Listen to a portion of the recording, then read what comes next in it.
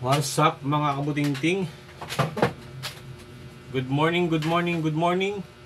Today is Saturday and November 25. November 25, November 11. Ay, tama nga, November 25 pala. Nalito ako, sorry po November 25 ngayon.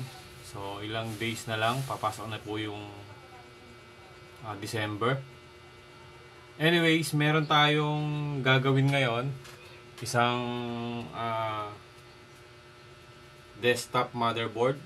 Ang model niya is Gigabyte. Kita po ba? Ang model niya is Gigabyte GA-F2 A68HM-S1. So, ito yung ano niya. Yun yung modelo niya. Ang problema nito, no display.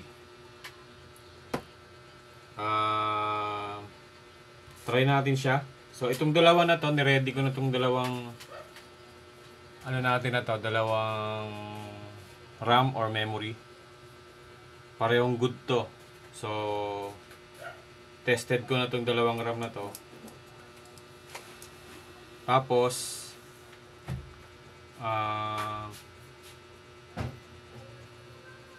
sige, try na natin. Gawin na natin to.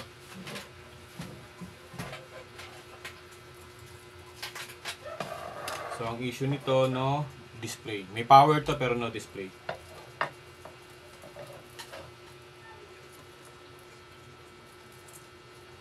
Kabit muna natin yung power supply niya. Power supply.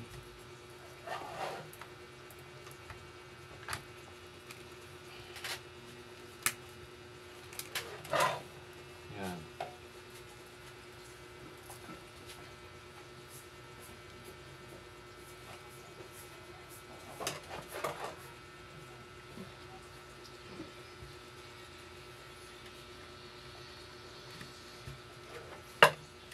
Okay. Kabit natin tong RAM stick natin.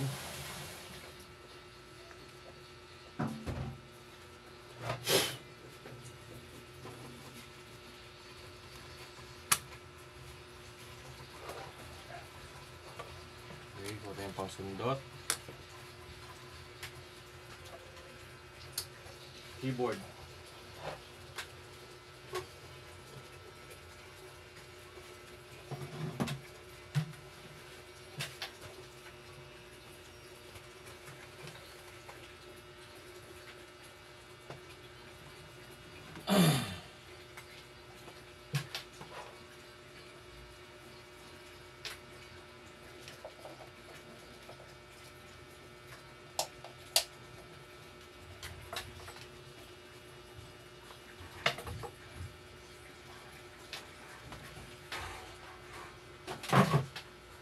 Okay.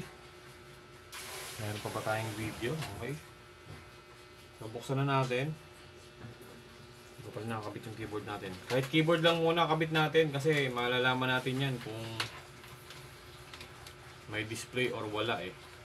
Kung working na yung board.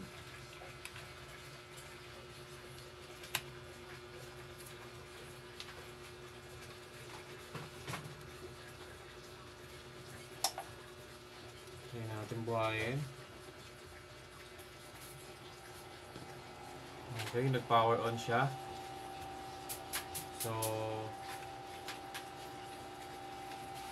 check natin dito sa numlock. Dito sa numlock, makikita natin kung good ang computer natin kapag nagre-response siya. May ilaw dapat dyan or sa caps lock. So, since wala tayong nakikita rito sa caps lock or sa numlock, wala talaga siyang display. So, ito, gumagana to ng walang video card. So, nagwo-work siya ng walang video card. Nagdi-display kasi AMD yung ano niya, yung CPU niya.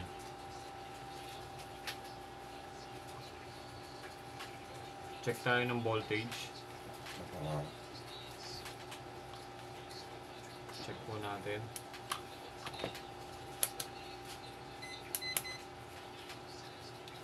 Meron tayong makukuha rito sa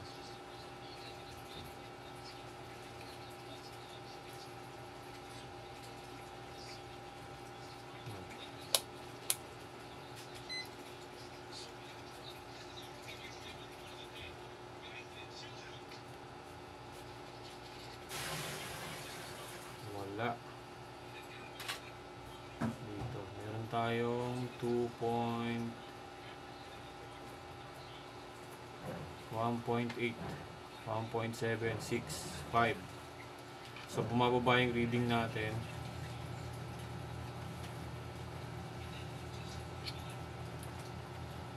Ito ground. Sa ano natin, check natin yung bias niya.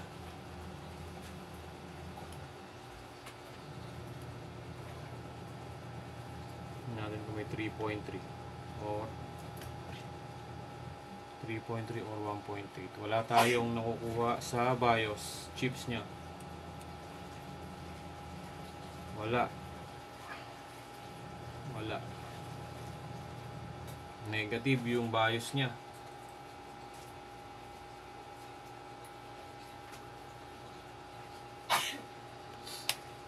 Tingnan natin. Baka BIOS issue to.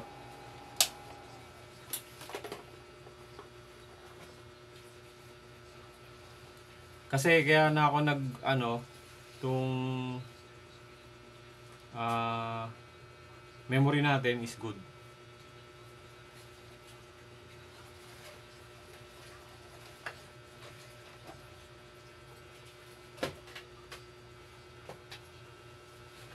Kabit ko lang tong ating hot air balloon.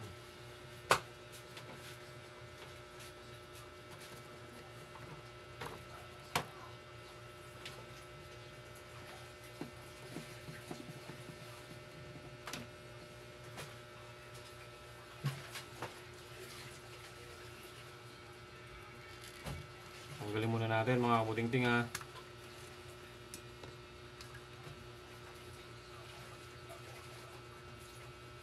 Init nito ah.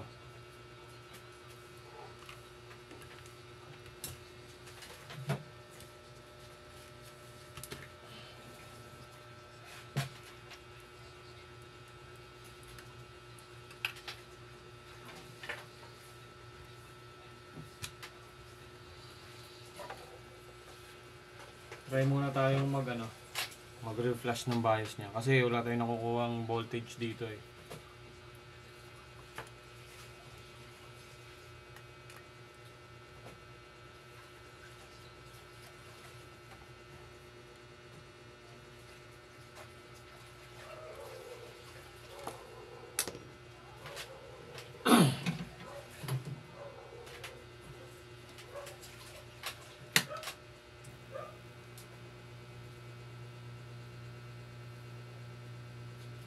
Kita ba? Okay. Kala ko nawawala. Minsan kasi namamatay yung phone ko eh. Kaya yung recording nag-i-stop.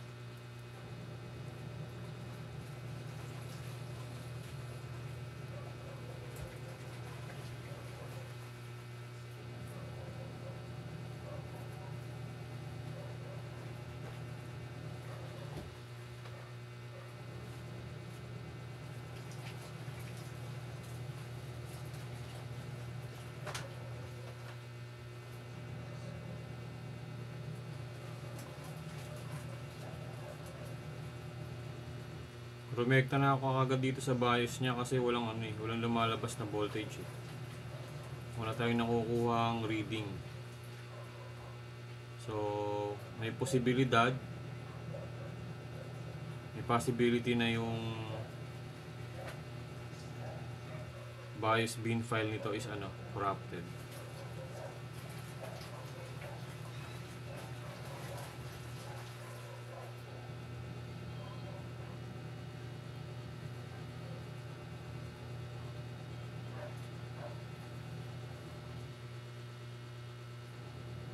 Dikit nito ah.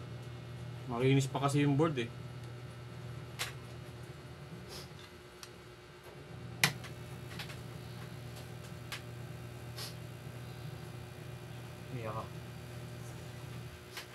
Kinijipod ka? Kailangan mo na bahay, naiyak ako. So, wash day namin ngayon, mga kabutingting. Kaya may maririnig naman kayong parang eroplano.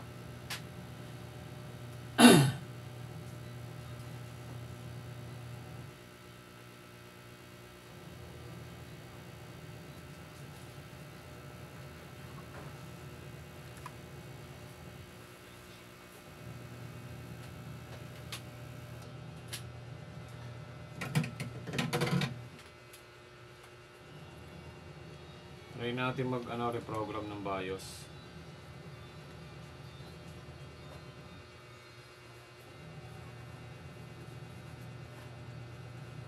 Makinis pa yung board niya, oh.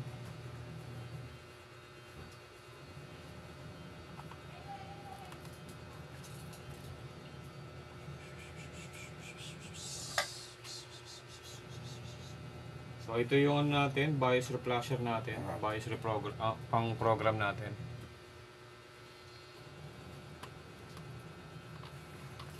Open natin yung software niya. So papakita ko po sa inyo paano tayo magre-reprogram.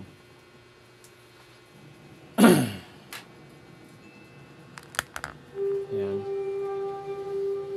Ito po yung ating programmer para sa BIOS. At doon naman tayo titingin. Zoom natin konti para po may idea kayo kung ano yung ginagawa natin. So, check muna natin kung mariread. So, yun, naread yung ano natin. Meron siyang yung BIOS chips natin, meron siyang 8 MB, 8 megabytes. So, usually dapat sinesave nyo yung files nito, pero since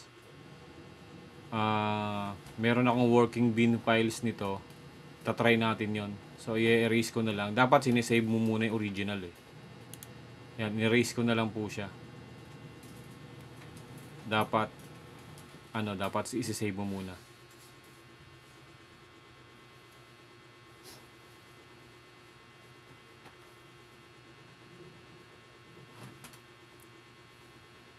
So yan, ini-erase pa lang po yung ini-erase pa lang dyan yung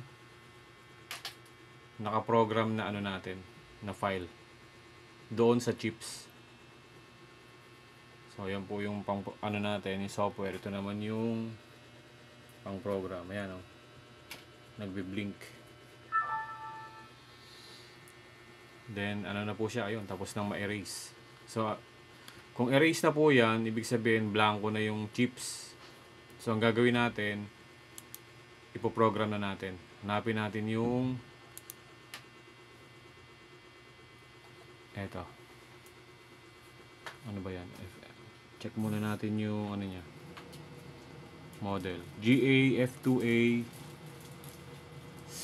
GA-F2A 68HM -S1. Ayan. Ay, hindi ko nakita. Sorry. Ayan. So, try natin siyang i-write.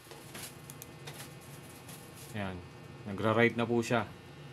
So, pinoprogram niya na yung files papunta dito sa ating BIOS chips. Ayun yung BIOS chips natin. Pasensya na po sa camera. Yan, ko lang. Pinaliit ko lang. So, yung tutunog naman po yan pagka yan, yung tumutunog na yon, po yun eh. Indication yun na nagpo-program na po siya. So, ngayon, ang gagawin natin,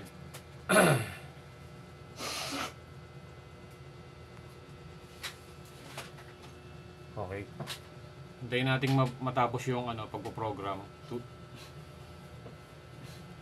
Kung napapansin nyo, nagbi-blink yung ilaw natin. Ibig sabihin niya, ibig sabihin niya, nagpo-program siya. So, yun, tapos na. Pwede na natin tanggalin to. Then, ibabalik natin ulit yung chips. So, make sure yung chips na ibabalik nyo, may palatandaan kasi yan eh. Meron yung palatandaan dito sa chips, parang may bilog or may hole. Then, kung paano nyo siya tinanggal, dapat ganun din mo siya ibabalik. Pag mali yung kabit mo nito, kahit tama yung bin file para sa BIOS, hindi siya na mag-work. So, dapat tama rin pagkakakabit mo.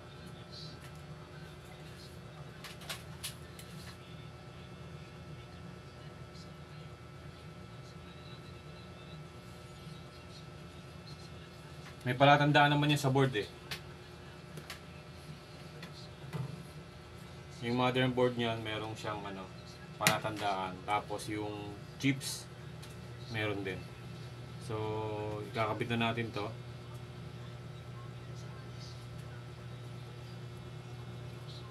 Yung bin file na nilagay natin dito sa BIOS chips, working bin file po 'yon. So, ibig sabihin, mag-i-expect po ako dito na mabubuhay na natin to. Not unless yung processor nito is hindi good yung processor.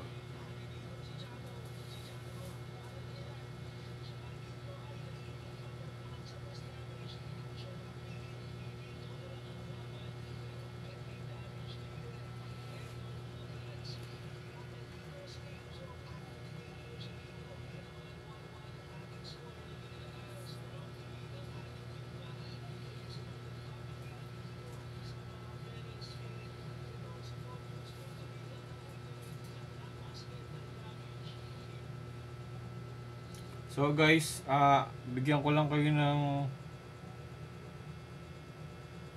detalye dito sa pagpo-program natin ng BIOS.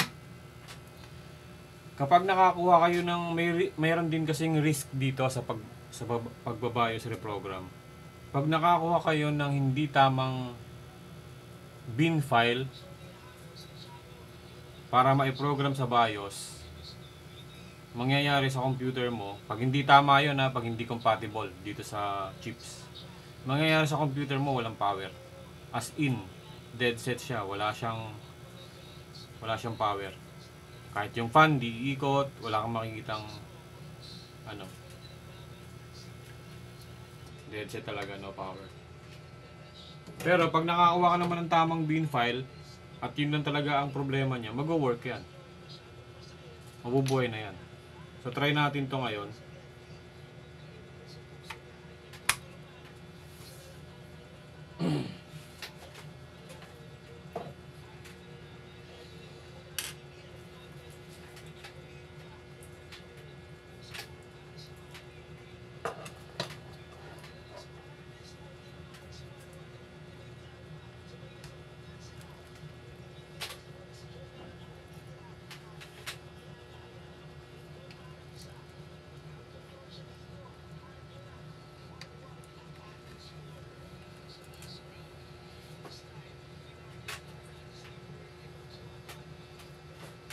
Mabit muna natin sa keyboard.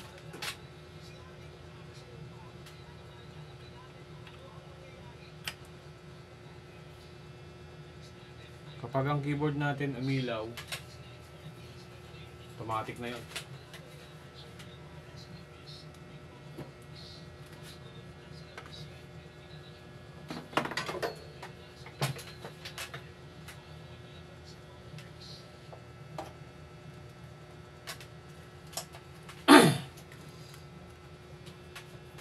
Okay.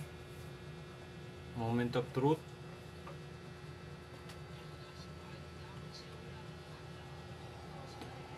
Power on. Check natin ang keyboard kung iilaw.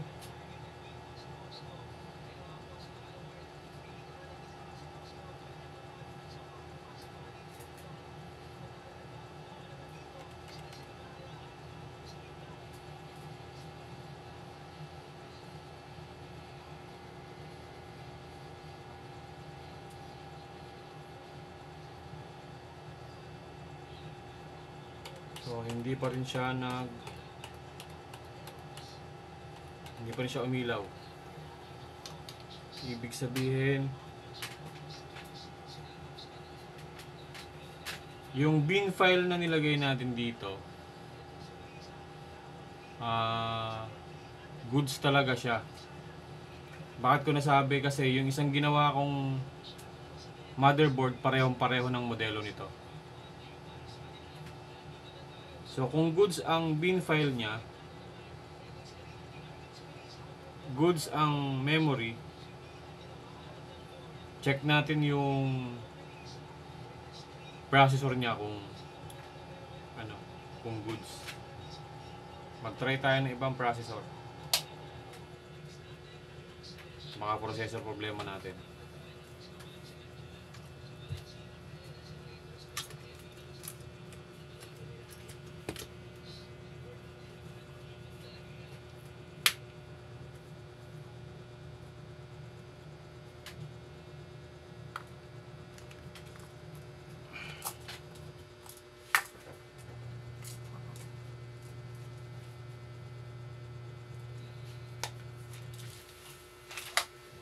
Try natin itong CPU na to. Itong CPU na to, working to sa isang motherboard ko. So try natin kung mabubuhay. So ganito yan, kung i-analyze natin, working ang memory, good ang memory, good ang BIOS chips natin, yung bin file niya, okay yung bin file. Tapos goods din ang CPU or processor. Pag hindi pa rin ito nag-display, alam na. Pasok na tayo sa motherboard. Mangangapa na ulit tayo. So ayan. Try natin buhayin ulit.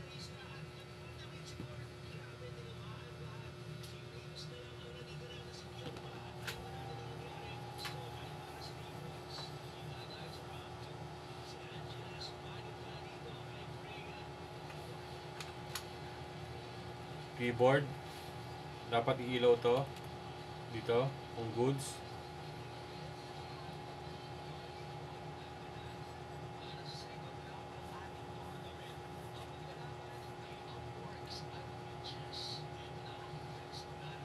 So wala.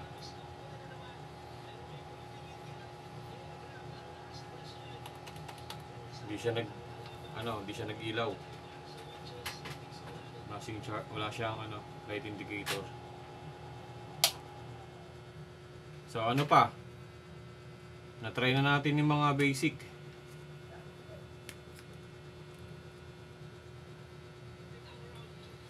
Tingnan natin yung motherboard na tayo.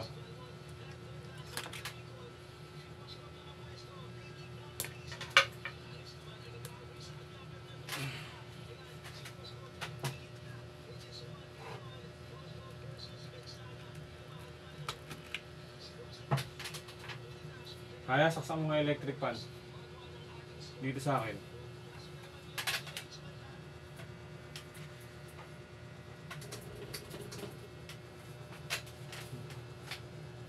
Patay mo ulit. Balik ng ikot. Teka. Okay. Marunong ka pa sa ikot ko ah.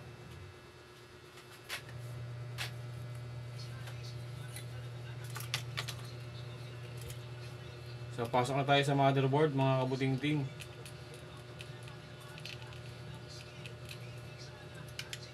An exciting moment. Pasakitan ng ulo.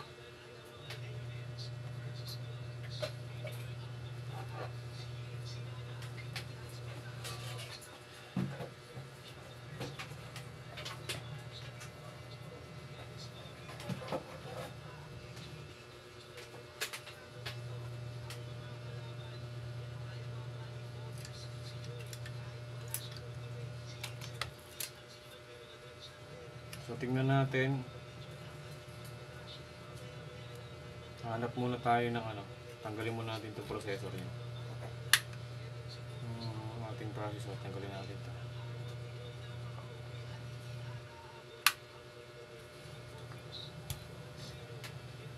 Testing tayo.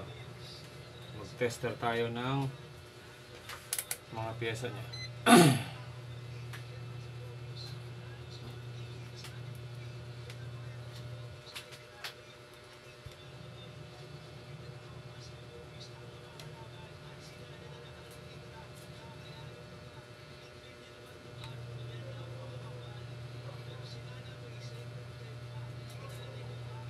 Check natin kung saan mababa ang reading, doon tayo magsimula.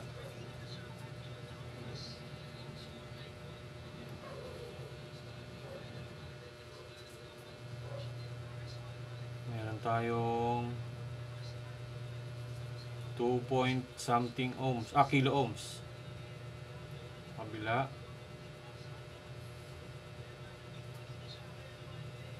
Good.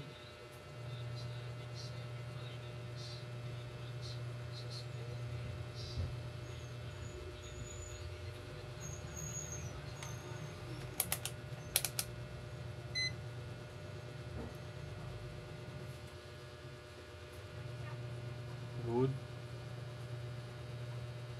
Good. Capacitor. Ayun. Mababa reading natin dito sa capacitor na to. Hindi, ayun. Good. Good.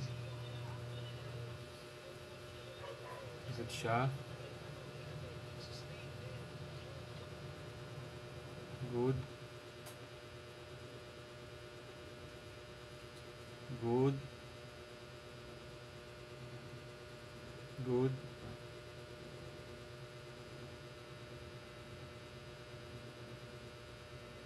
And good. So sa B-core natin, yung mga capacitor is good. Meron pa tayong ginati sa dalawang capacitor na electrolytic. Tingnan natin yung test. Good.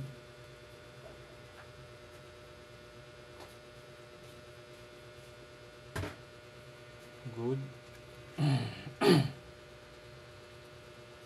Start muna tayo sa electrolytic capacitor ha, mga kabutingting. Okay, good. Good.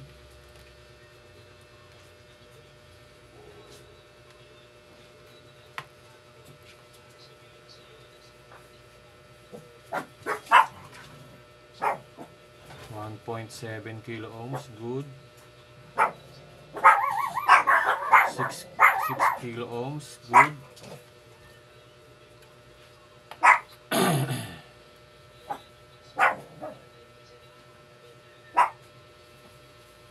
14 kilo ohms, good.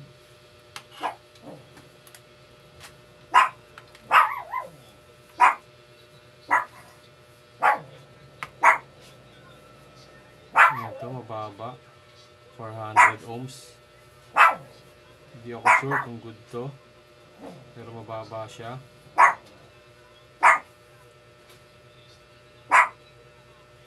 400 ohms din, pareho silang dalawa. Itong inductor nya,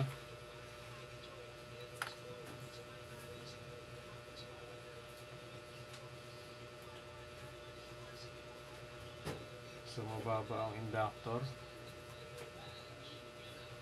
400 ohms. Check muna tayo ng chat. Okay, wala. Dito sa banda na to, medyo mababa reading ng mga capacitor. Ito. Goods.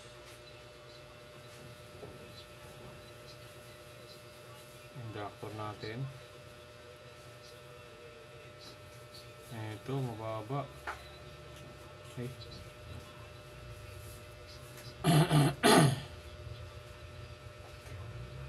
Hindi, good pala. Okay, 1.7 kilo ohms. Capacitor natin.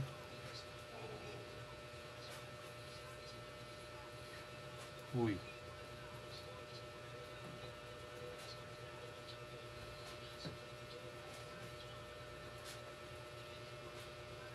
Two kilo ohms.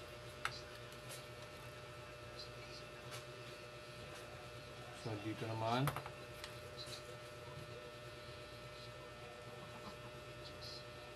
54 ohms. Ito ang baba.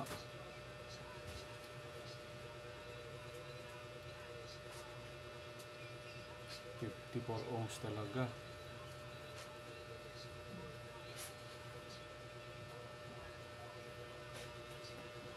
Binaliktad ko, 51 ohms. Diode mode tayo.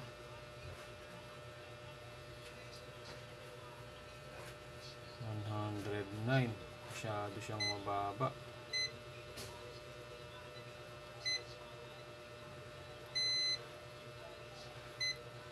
Mababa ang reading natin dito. Isang capacitor na to. 263 ohms.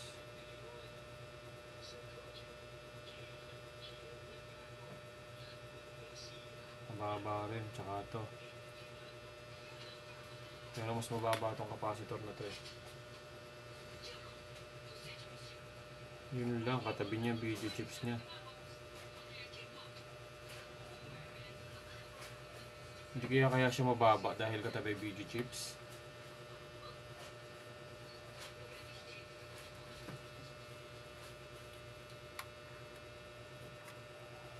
Dito sa side na to.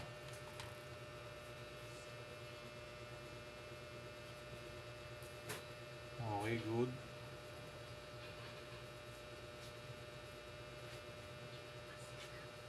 Okay, good. Good.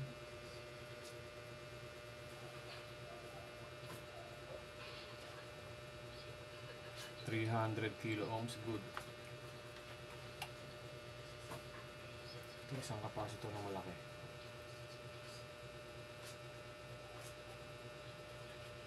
Okay, 0.8 kilo ohms. So, ang mababang reading natin nandito sa dalawang capacitor na to. Kaya siya mababa kasi katabi niya ang video chips.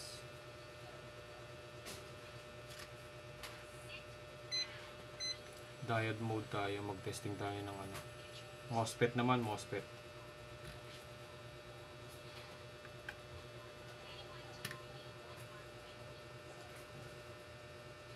Okay, good tong MOSFET na to.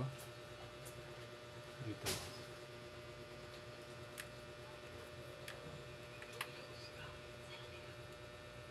.4, good.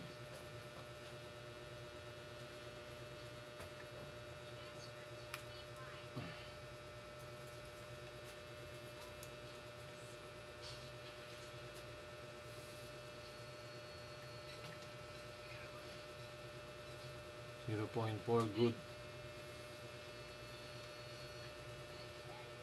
Itong isa.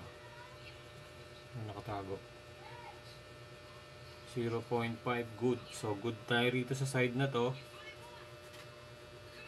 Good tayo rito sa side na to. MOSFET dito sa tabi ng ano. Memory. 0.5. 0.6, good.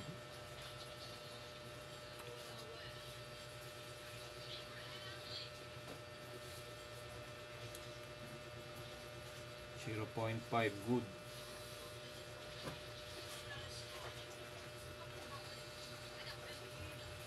Punta tayo sa B-core. Mga MOSFET dito.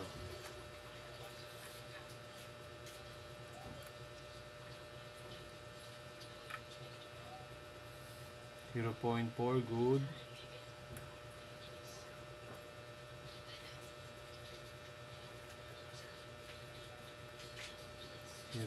.4, good.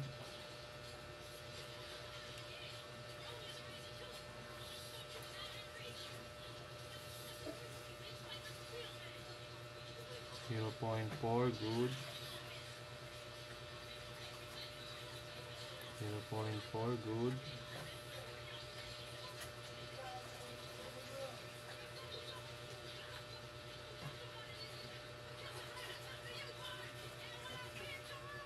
0.4, good.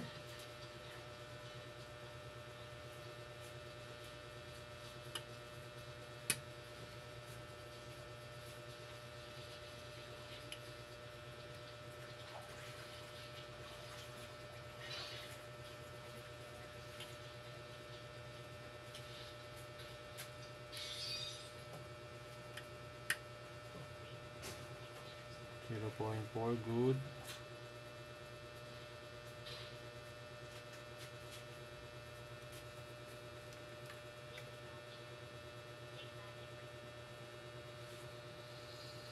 0.4, good.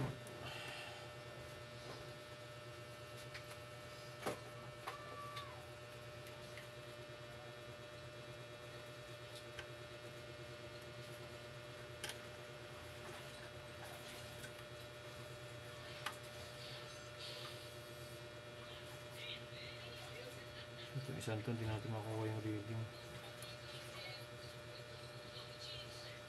0.4, good.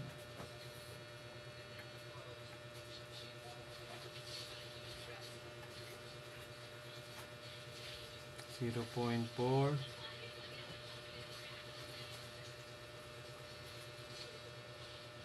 0.4.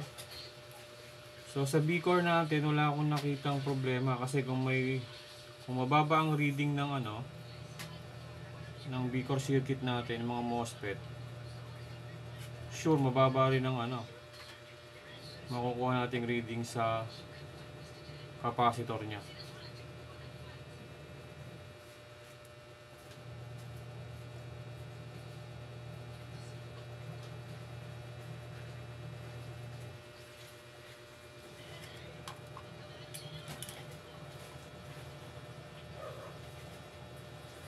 Ito, mukhang mababa ang reading natin dito. Ano ba to?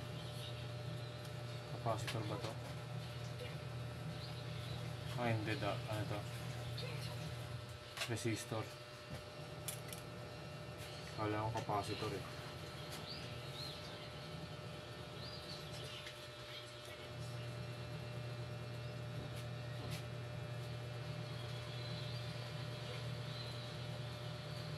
So wala akong nakitang ibang problema dito, maliban lang dun sa malapit sa BG chips niya. Tingin tayo sa fuse. So okay, check tayo ng mga fuse. Okay din ang fuse.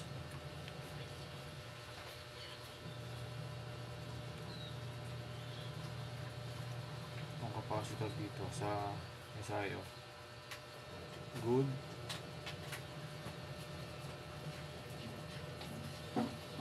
Good ang capacitor, good. Mga maliliit na capacitor, check din natin kasi minsan may mga shorted din yan, hindi natin alam.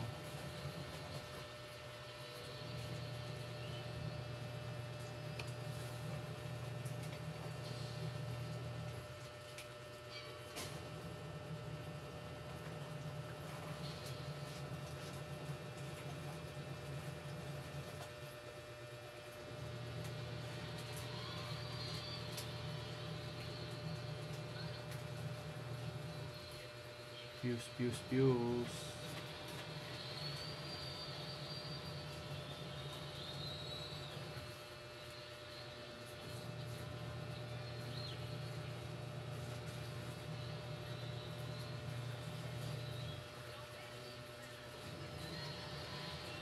So wala na akong ibang nakikita kung di na dito lang sa dalawa na to.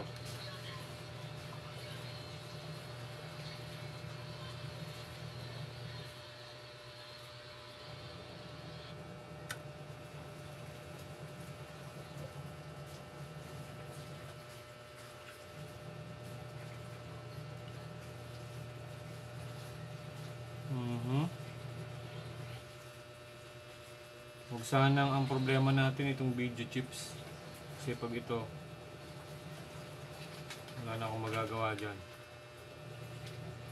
Parang siya na yung pinaka parang processor nakakabit sa motherboard. So ito ngayon, check natin to. Matambaba ng reading.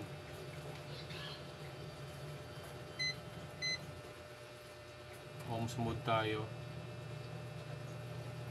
56 lang yun. Baba. Tsaka 264 ohms.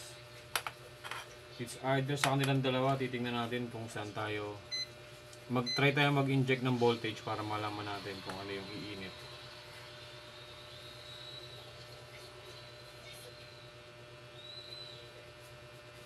So dito tayo mag-inject. Dito tayo mag-inject sa side na yan.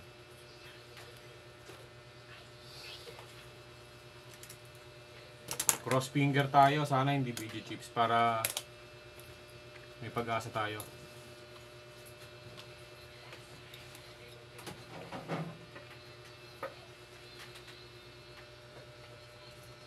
Ay.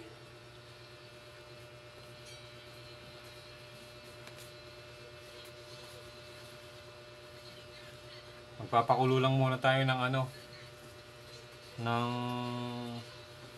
panghinang natin.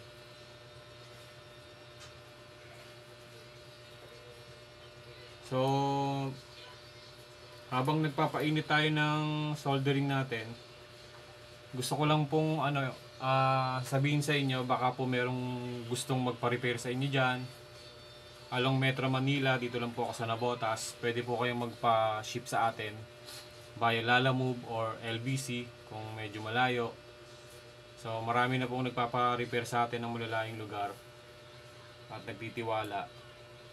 So basta po kung ipapalalamove nyo, sagot nyo po ang shipping. Back and forth po yun. Pag na-repair naman natin computer nyo, malaking bagay. Masaya kayo, masaya rin po ako dahil kumita ako eh. Masaya kayo dahil nagawa natin yung computer nyo. So yun,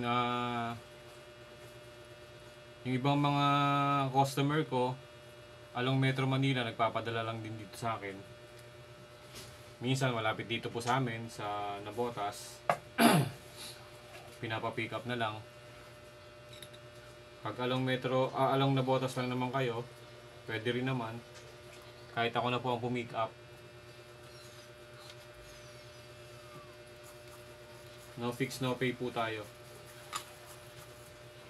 Hindi po ako naniningil pag hindi natin nagawa.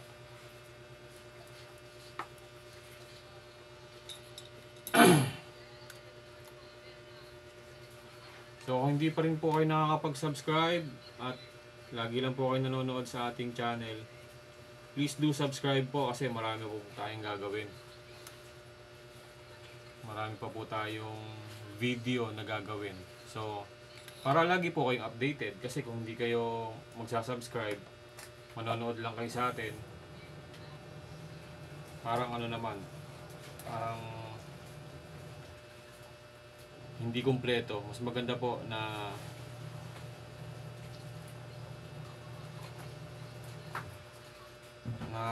nanonood kayo at the same time subscriber ko na kayo. Marami po kayong matututunan sa atin. Software, opo, nag-aano rin tayo ng software.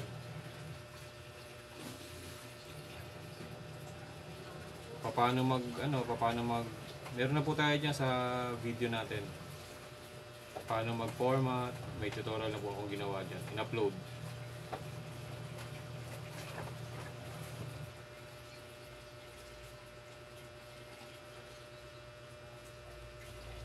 So try natin mag-inject.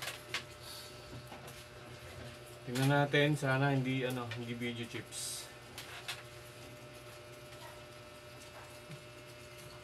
Pag video chips na, ayawan na.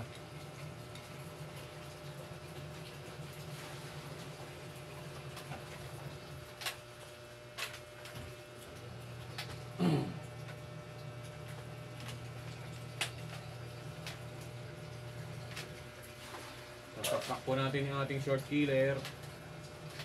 Asa siya po mo? Siya po mo?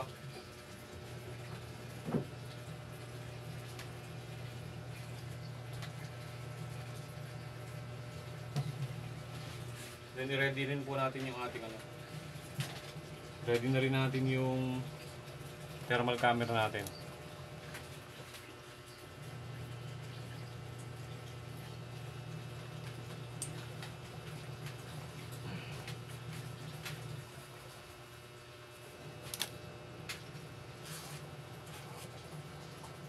So sa mga nagtatanong about dito sa ating thermal camera na ginagamit, in-order ko po yan sa AliExpress. Parang worth 16k yata yan. Nabili ko yung pandemic pa eh. So malinaw po itong ano natin, itong thermal camera natin sa mga gustong malaman yung detalye niya. Malinaw po itong thermal camera natin. Meron yung ano, ito yung bilog na yan. Meron na siyang kasamang macro lens.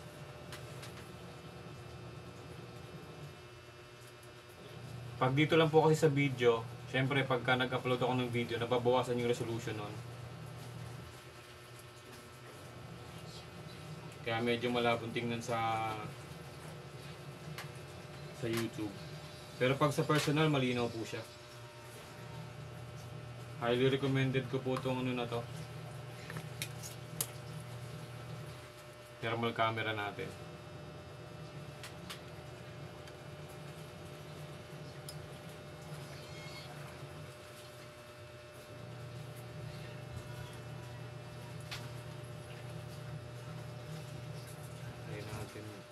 Mag-inject kasi hindi natin makikita kung hindi tayo mag-inject ng voltage.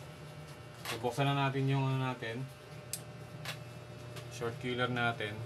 Meron tayong nakukuhang 0.1 amp. Pag titingnan natin dito sa ating thermal camera, nako,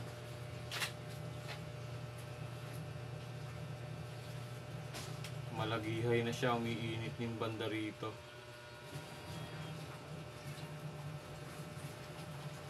Meron akong nakikitang pag-init dito. Andito po kasi yung video chips eh. So umiinit siya oh.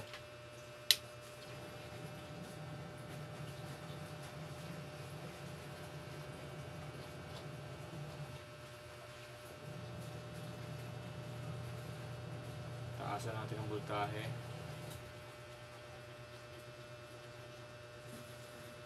Ayun na nga, siya na nga.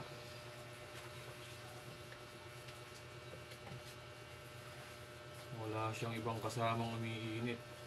Palitan natin ng kulay green.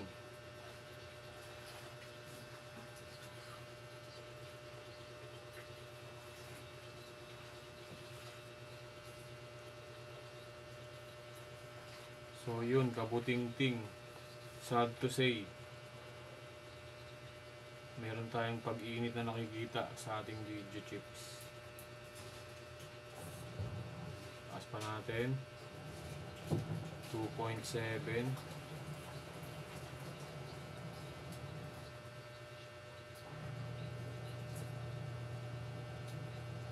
Ayun na nga, siya na nga umiinit.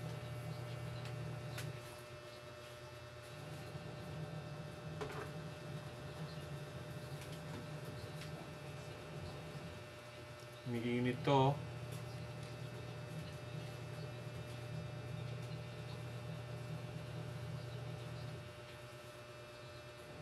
Itong ano na to, chips na to. Tingnan nyo po papakita ko sa inyo. Nakikita nyo? Hanap tayo ibang location ng may mainit. Ayan. So wala na tayong nakikita rito sa babang mainit. Ayun, tuhod ko yan eh oh. Wala na, pero pag tinapat mo dun sa bandaro na yun oh, namumula.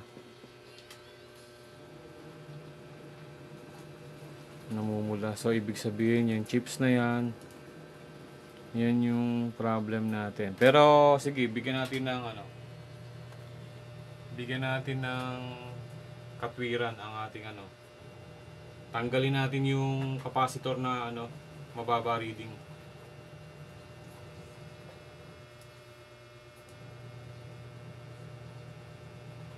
Bigyan natin ng benefit of the doubt.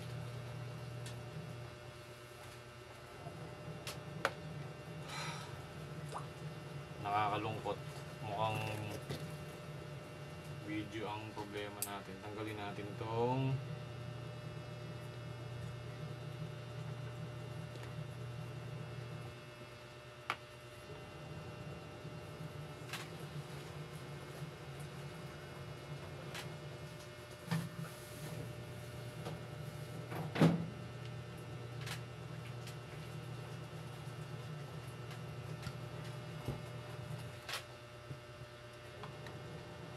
sayang. Finish pa naman ng ano.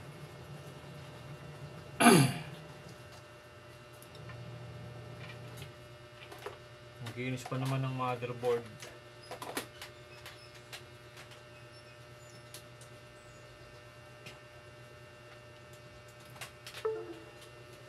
So tatanggalin natin yung capacitor, then ititest natin si capacitor kung parehas ang makukuha nating reading. Testerin muna natin ha. Kita ba sa ano? Ayan. Sige, testerin muna natin si capacitor. Meron tayong 45, 46 ohms na reading. Pag nakakabit siya sa ano, sa board ha, 46 ohms o let's say 47.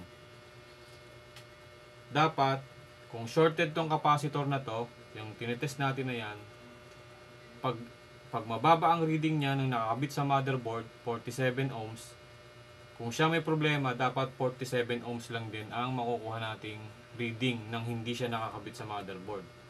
Pero, kapag siya nasa motherboard, 47 ohms, tapos tinanggal natin, tumaas yung ano, yung reading niya. Tinester natin siya nang hindi nakakabit sa motherboard. Tumaas ang reading, ibig sabihin nun, wala tayong problema sa ano, sa capacitor. Ang problema natin nandito sa video chips. So pagka ganon, wala na po akong magagawa doon.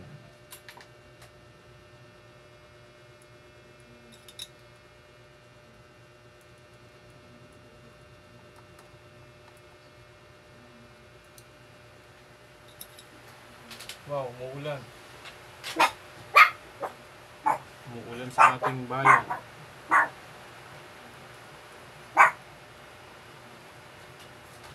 Sam!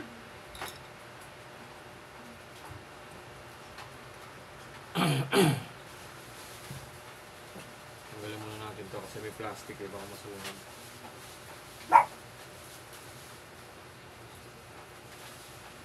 Han? Han? Pabot nga ng ano dyan, long nose.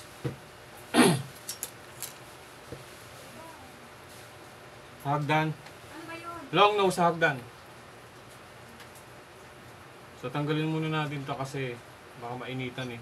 Matutunaw itong plastic na to.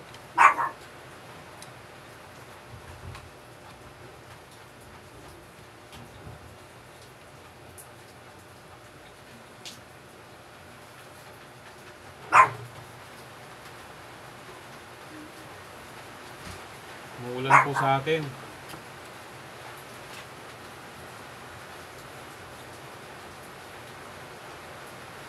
Umuulan po sa ating bayan.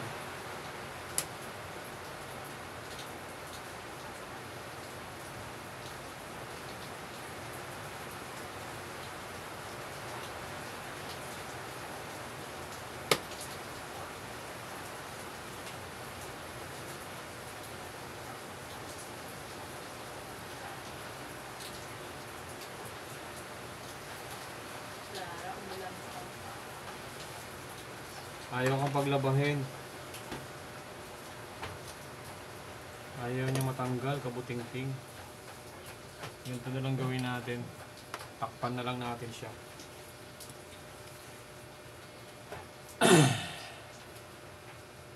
Ano pantatakip natin. Ayan akong motherboard dito.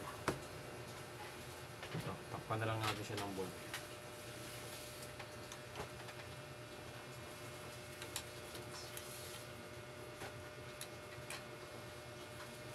Ayan. Takpan na lang natin siya ng motherboard.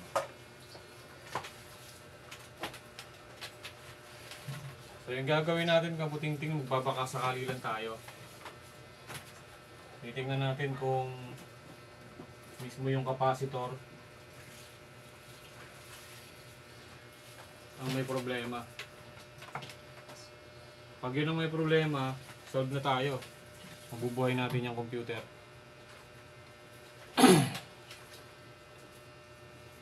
Pag hindi yun ang problema at video chips,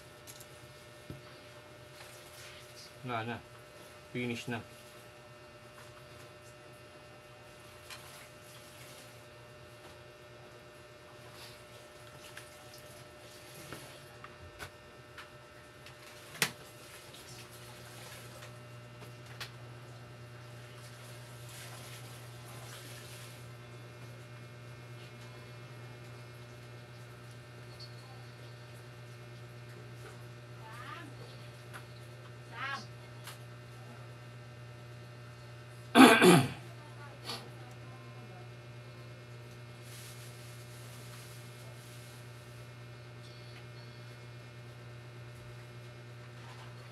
Kailangan natin tanggalin to para malaman natin kung buo talaga tong ano na to.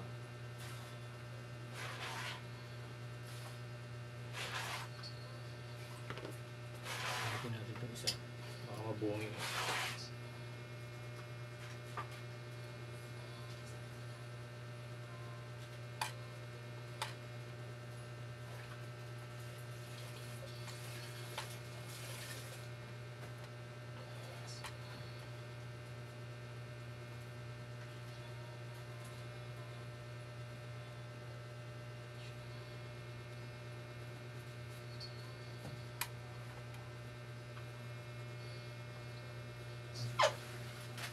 Nakikita. Ay, ba yung tinatanggal ko?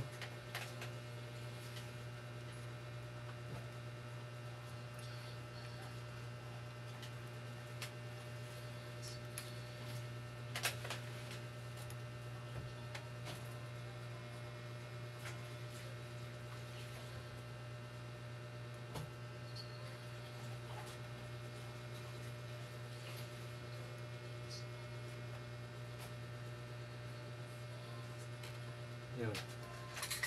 Ayun, nahulog. Nahulog ang ating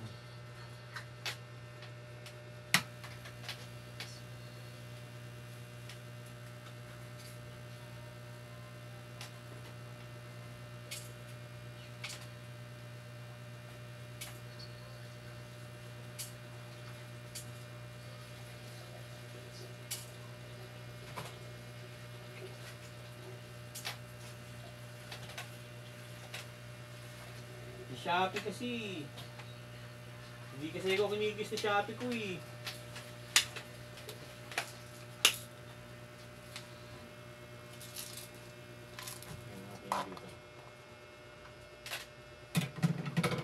Okay, moment of truth mga kabuting-ting. Ito na ang ating inaantay.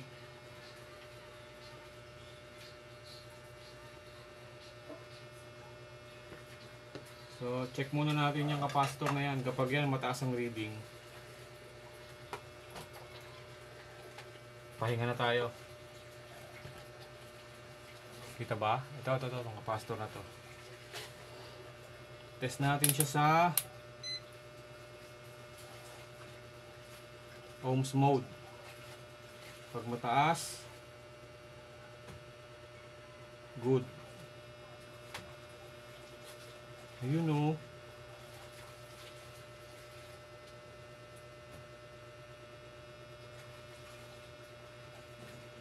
22 kilo ohms. Akala ko shorted siya kasi 0-0 siya kanina. Baliktarin natin. Ayun o.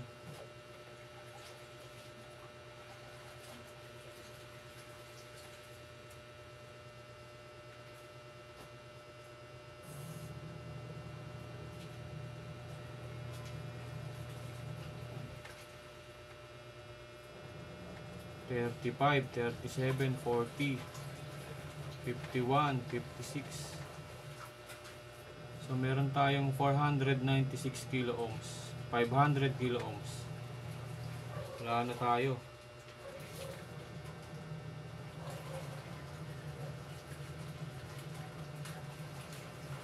Okay.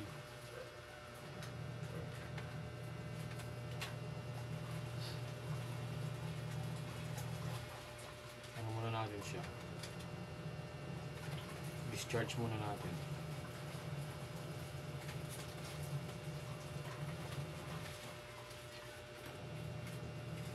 Diode mode tayo, diode mode.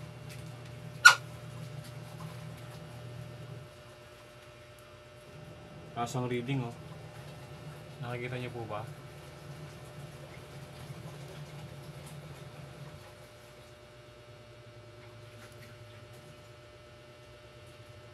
So meron tayong 3.2, 3.2 sa diode mode. Balikan natin.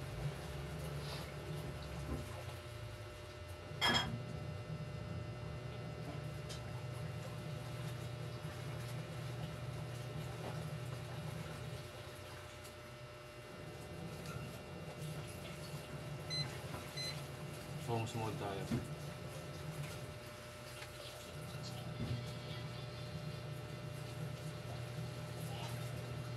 Good po yung capacitor natin, kabuting-ting. Mataas ang reading niya. Pag nag-buzzer mode tayo, hindi yan tutunog. Kasi hindi naman siya shorted eh.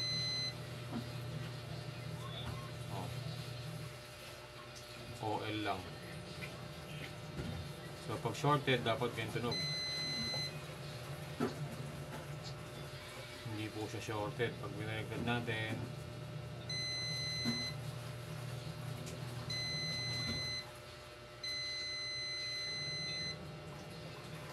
at ganun.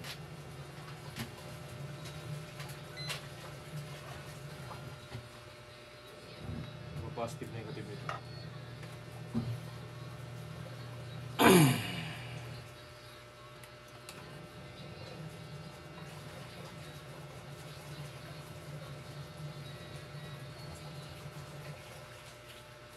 Black is negative.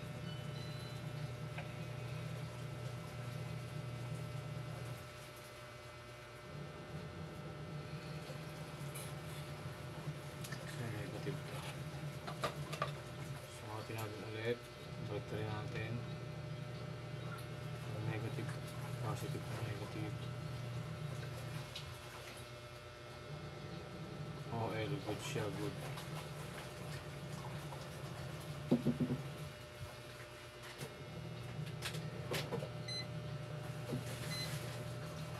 Resistance mode or ohms mode.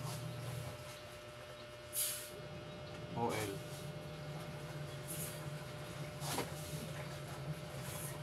Okay, wala tayong problema dito sa capacitor na to. Problema natin ano sa video chips. Check natin ulit ha. Tinanggal na natin yung capacitor. Yung mismong pinagtanggalan, i-test natin. To make it sure na ano. Just to make sure na ganun pa rin. So kasi kung shorted ang capacitor niyan, pag tinanggal mo yung capacitor, dapat pag tinest mo yung mismong board, hindi na siya shorted. Pero ito, ayan o, 47 pa rin o. Kahit mag-inject tayo ng voltage dyan, ang ituturo niya pa rin sa atin video chips niya.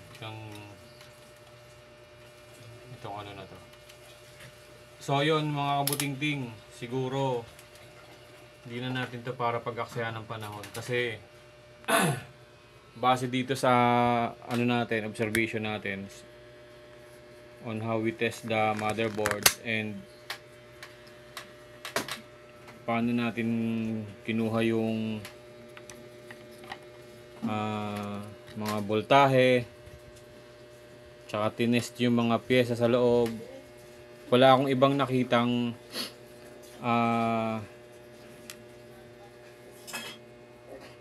pyesa na iba mababa ang reading maliban dito. So kung dito lang ay dalawa sila eh, 'di ba? So ito pa isa. So ito hindi naman ganoon kababa, nasa 200, parang 200 ohms eh. Or 300 ganyan. Pero ito sobrang baba, nasa 65, 64. Ganun yung nakukuha nating reading. Kumbaga less than 100 ohms siya. Mababa talaga to. So dito tayo nagsimula. Then dito tayo magtatapos. So ang tinuturo niya kasi sa atin is ito. Wala na po akong magagawa dyan. Kahit tanggalin pa natin tong cover niya at i-check yung chips. Kung chips mismo ang problema, machine na po gumagawa niyan. And hindi siya advisable na palitan pa natin ng panibagong chips. Tatanggalin natin chips, papalitan ng bago. Eh di bumili ka na lang ng bagong motherboard. So yun mga kabuting-ting, maraming salamat sa sa panonood nyo. Hindi naman lahat nagagawa natin eh. Kagaya nito, talagang board na talaga sira. Lahat ng pyesa niya goods, lahat. Nakita ko pati capacitor dito, yung fuse, yung mga maliliit na capacitor, yung diode, capacitor na mga ganito. Yan. So yan. Lahat siya goods. Pati mga capacitor na nandito sa paligid ng CPU slot, good siya. Sa inductor, ito mga inductor yan eh. So ito yung mga testing point natin. Ito goods to, matataas ang reading niyan. Ito matataas ang reading. Yun. Ito. So medyo may saan sa mababa rito. Ito yata mababa reading pero hindi kasi baba ng reading na nandito. So ito talaga ang ito talaga ang main problem natin. And hindi ko na po 'yan magagawa. Magagawa pa 'yan ng machine, papalitan mo ng ng chips. Pero hindi na siya advisable. So ayun mga kabuting-ting, again, maraming salamat sa sumusuporta sa atin, sa mga nanonood ng ating video. Kung di pa kayo nakasubscribe, subscribe po kayo. And kung gusto niyo pong magpagawa, magpa-repair ng mga computer nyo, laptop, desktop, pwede nyo po akong i-message dito sa ating YouTube channel. Mag-message lang po kayo dyan. Then bibigay ko po yung buong information ko. Hindi ko pa po na ilalagay yung info ko sa natin sa YouTube channel. So one time magbibigay ako ng time para maayos natin yan. So yun, maraming salamat kabuting-ting and have a nice day. Happy weekend po and God bless. Bye-bye.